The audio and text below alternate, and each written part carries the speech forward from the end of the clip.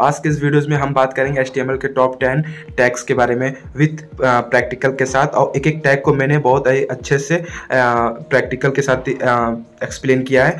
तो I hope कि आपको ये वीडियोज़ पूरा समझ में आएगा अगर आप बिना इस वीडियोज़ को स्किप किए पूरे एंड तक देखते हैं तो। और टॉपिक स्टार्ट करने से पहले हम चाहते हैं कि अगर आपने हमारे चैनल को सब्सक्राइब नहीं किया तो हमारे चैनल को सब्सक्राइब करें, एक्सप्लोर विद आदित्य, और बेल आइकन प्रेस करें जिससे कि हमारी न्यू वीडियोज़ की नोटिफिकेशन आप तक पहुँचे अपने टॉपिक पे। ठीक है, इसके पहले वाले वीडियोज़ में मैंने थ्योरी बताया था कि HTML के सिंटैक्स कैसे लिखते हैं, HTML टैग क्या होते हैं। ठीक है, स्टेप बाय स्टेप मैंने बताया था। फिर वो वीडियोस को जाके आप वॉच करें, फिर इस वीडियोस को देखें क्योंकि वो हमारा फर्स्ट पार्ट था, ये हमारा सेकंड पार्ट होगा, जो कि मैं इस पार्ट में आपको सारे टैग के बारे में स्टेप बाय स्टेप एक्सप्लेन करने वाला हूँ। तो आइए stop waste your time, start करते हैं टॉपिक। तो ये रहा हमारा top 10 most important HTML tag जो कि हम इस वीडियोस में कवर करेंगे स्टेप बाय स्टेप बहुत ही ईजी वे में। फर्स्ट टैग आता है हमारा बॉडी टैग जिसमें हम कंटेंट को लिखते हैं। सेकंड नंबर पे आता है हमारा H1 to H6 टैग जो कि हमारा हेडिंग टैग होता है। थर्ड नंबर पे आता है हमारा पैराग्राफ टैग, हम मल्टीपल लाइन लिखने के लिए हम पैराग्राफ टैग का यूज़ करते हैं। एंड फोर्थ नंबर पे आता है हमारा फॉर्म टैग। फॉर्म टैग हम फॉर्म क्रिएट करने जब करेंगे तो तब हम आपको उस टाइम बताएंगे। और फिफ्थ नंबर पे आता है हमारा टेबल टैग, टेबल क्रिएट करने के लिए। सिक्स नंबर पे आता है हमारा डिव टैग। डिव टैग होता है हमारे बॉक्स को डिवाइड करता है। ठीक है, एंड सेवन नंबर पे आता है हमारा इमेज टैग। इमेज टैग कैसे लगाते हैं वो भी हम इस वीडियोस में कवर करेंगे। एट नंबर पे आता है हमारा इनपुट टैग। इनपुट टैग बहुत सारे होते हैं, एक नहीं होते हैं। एंड 9 नंबर पे आता है नेविगेशन, ये CSS का पार्ट है। एंड 10 नंबर पे आता है हमारा बटन। तो आइए दोस्तों, अब यहाँ से हम चलते कोड एडिटर ऐप में। सबलाइम को डाउनलोड करने का जो प्रोसेस है वो बहुत ही इजी है। आप जाके क्रोम से डाउनलोड कर सकते हैं, और क्रोम से डाउनलोड करने के बाद इसके फाइल जो सेव होंगे वो .html के नेम से सेव होंगे।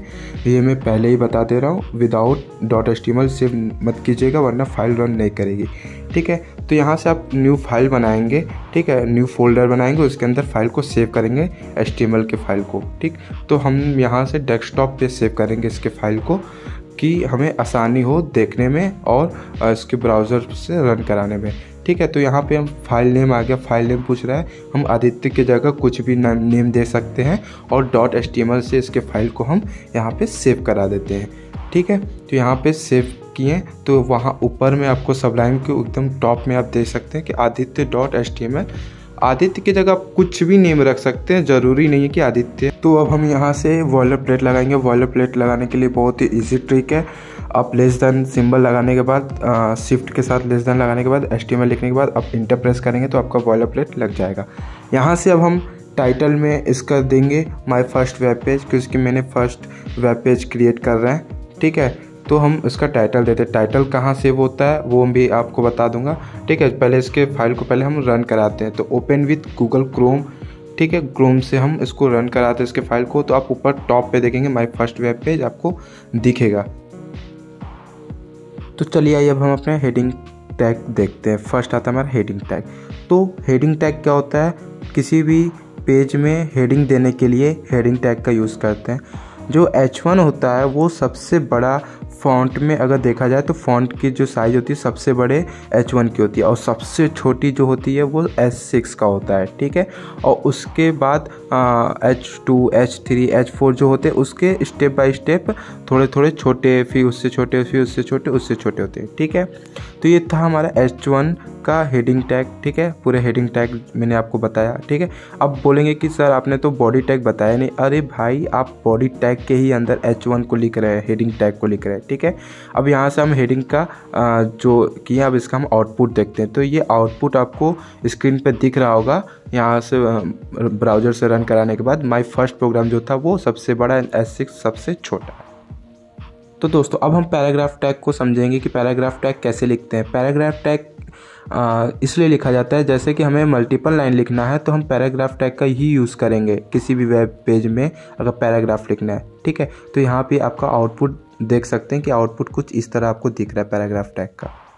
तो अब आते हैं हम फॉर्म टैग पे कि फॉर्म टैग को कैसे यूज़ करते हैं। इस वीडियो में हम फॉर्म तो नहीं बनाएंगे पर उसके एग्जांपल आपको ज़रूर दिखाएंगे कि इसको कैसे यूज़ किया जाता है। अगर हम फॉर्म बनाने चलेंगे तो वीडियोस बहुत ज़्यादा कॉम्प्लेक्स हो जाएगा और आपको समझ में नहीं आएगा। ठीक है, तो यहाँ पे फॉर्म टैग के अंदर आता है हमारा इनपुट। बहुत सारे इनपुट होते हैं, एक इनपुट नहीं होते, बहुत सारे इनपुट बटन होते हैं। ठीक है, तो इस चीज़ को हम इनपुट हमारे आगे वाले पॉइंट में भी आएगा। तो इनपुट एकदम सेम होता है। इनपुट में बहुत सारे इनपुट होते हैं, एक नहीं होते हैं। चेक बॉक्स होते हैं, रेडियो होते हैं, नंबर होते हैं, डेट होते हैं, डीओबी होते हैं एंड बहुत सारे इनपुट बटन होते हैं, ठीक है। और फिर लास्ट में बटन भी समझेंगे कि बटन कैसे क्रिएट करते हैं, ठीक है। तो कुछ इस तरह का फॉर्म हम लोग क्रिएट करते हैं जिसके अंदर ये सारे इनपुट आते हैं, ठीक है।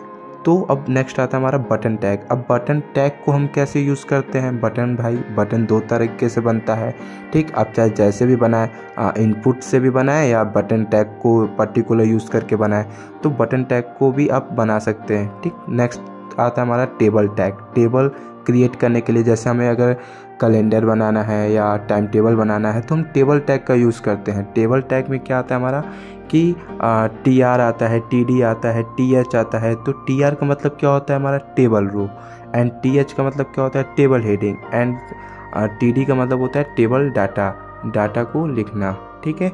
जो भी मैंने TR में TH को दिया था, टेबल हेडिंग जो भी थे उसके डेटा को लिखना। तो कुछ इस तरह के था, तो मैंने एक टेबल बनाया छोटा सा। नेक्स्ट आता है हमारा डिव टैग। डिव टैग क्या करता है कि किसी भी वेब पेज के अंदर दो बॉक्सों को डिवाइड करता है, ठीक है। दो बॉक्सों को डिवाइड करके हमें दिखाता है, जैसे कि ये एक मैंने डिव बनाया, एक बॉक्स बनाया, ठीक। उसके अंदर कुछ मैंने इनलाइन CSS का यूज़ करके कुछ एट्रीब्यूट्स दे रहा हूँ, ठीक है। एट्रीब्यूट्स देने के बाद कुछ इस तरह का इंटरफेस आप देख रहे होंगे स्क्रीन पे, ठीक है। अब इसी को मैं कॉपी करके 3 टाइम्स डिव को दिखा रहा हूँ, 3 भागों में डिवाइड करके डिव को, ठीक। तो आप ये देख रहे हैं। अब नेक्स्ट आता है हमारा इमेज टैग। इमेज टैग क्या होता है? इमेज को लगाने के लिए हम इमेज टैग का यूज़ करते हैं। जो SRC होता है इमेज का सोर्स होता है, ठीक है। यहाँ पे हम इमेज का जो सोर्स फाइल पाथ होता है वो हम यूज़ करते हैं, ठीक है। जैसे हम कोई भी इमेज ले लेते हैं, चलिए मैंने यही इमेज को ले लिया। अब इसके पाथ को यहाँ से कॉपी हम करेंगे।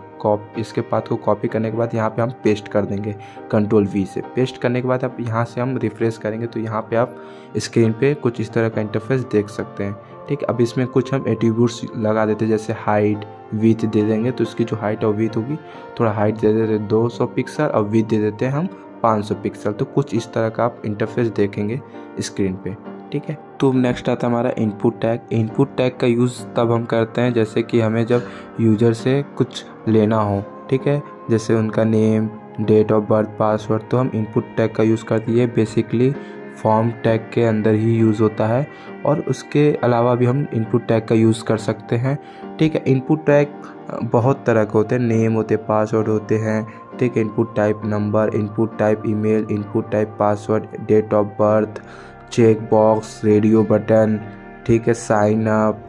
और ऐसे आप इनपुट टाइप्स का यूज़ करके आप एक बटन भी बना सकते हैं, ठीक है।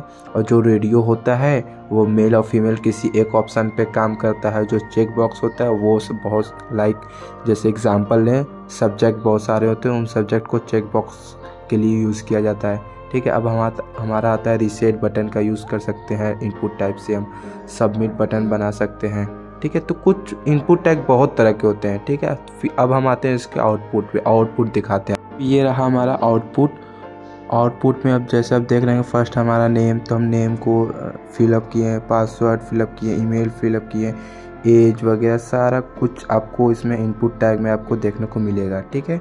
And gender, male and female check box का यूज़ करके।